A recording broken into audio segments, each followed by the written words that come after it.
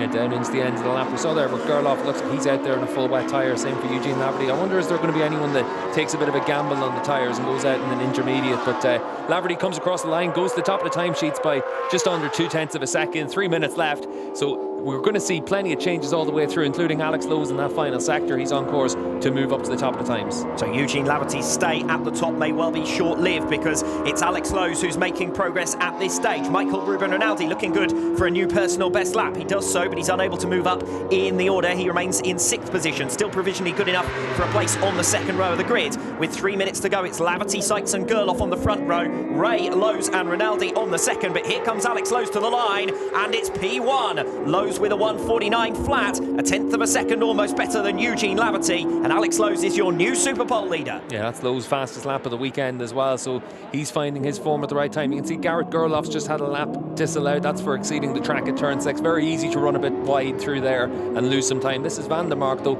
losing time in sector 3. Michael van der Mark, who was just 14 milliseconds away from pole here in his best Superpole display of 2019. Second that day, remaining one of only 4 front row starts in his WorldSBK career. He's yet to manage better than 4th in any 2020 Superpole session. He was P5 in Catalonia a couple of weeks ago. He currently finds himself down in 13th position, looking to move up onto the second row of the grid with this lap, which he does. It's 6th position for van der Mark, a 1:49.634. Yeah, for Van der Mark, he lost pretty much all that time in the middle of the lap, and he's been pretty competitive in sector 1. He's the fastest of all in sector 1, and then sector 4 as well, not too bad, but losing time in the middle of the lap. And that's the key thing in these wet conditions. It really is a case of anyone that's able to hook up all 4 sections is going to give themselves a real chance, because looking at the times right now, there's a lot of riders struggling in 1 sector or 2 sectors out there just to try and make this work.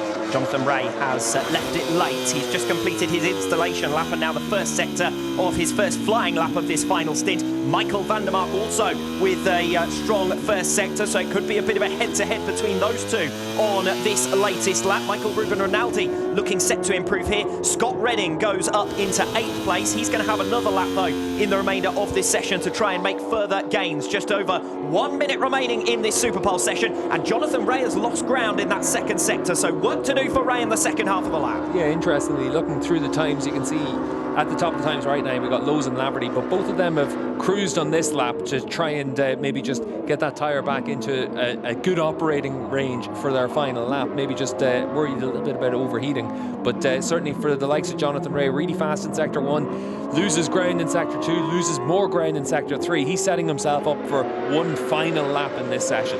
Jonathan Ray, 7th or better here, and he will sew up the 2020 Tissot Superpole Award. Currently on a run of 5th. Oh, Ray's run wide. Ray runs very wide through the Lycée complex, and certainly this lap over.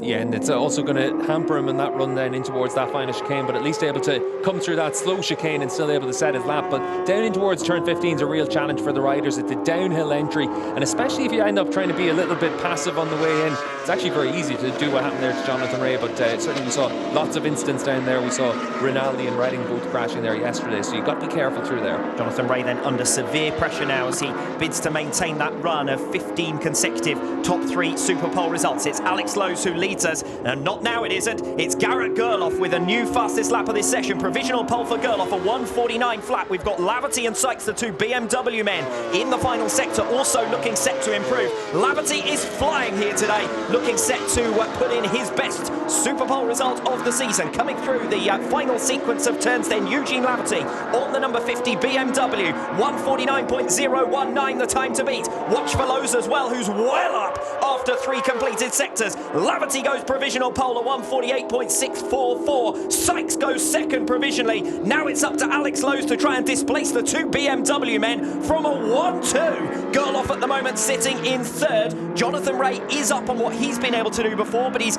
down on the front runners, Laverty and Sykes. Lowes coming towards the line then. Alex Lowes goes 3rd. It's not enough to displace either Laverty or Sykes. Our provisional front row of the grid, Laverty, Sykes, Lowes. Jonathan Ray, it's over to you. He's a fraction behind after 3 completed sectors. He's in the final sector now. Ray looking to get onto the front row of the grid yet again. He hasn't been off the front row of the grid through this 2020 season so far. Down the hill and into the final complex through Lycée then. Jonathan Ray needs to hook it up perfectly through the final chicane, and Jonathan Rea, currently sitting in 5th position, drives towards the line. The checkered flag has already fallen. He squeezes onto the front row of the grid. It's P3 for Jonathan Rea. Laverty, Sykes and Rea, who displaces his teammate Lowe's, relegates him down to 4th. Then it's Gerloff and Rinaldi. Van der Mark trying to make an impression, and he moves in front of Rinaldi to take a place on the 2nd row of the grid. And that's another good effort from Michael van der Mark in the closing stages. But Jonathan Rea is beaten, and it's a BMW 1-2.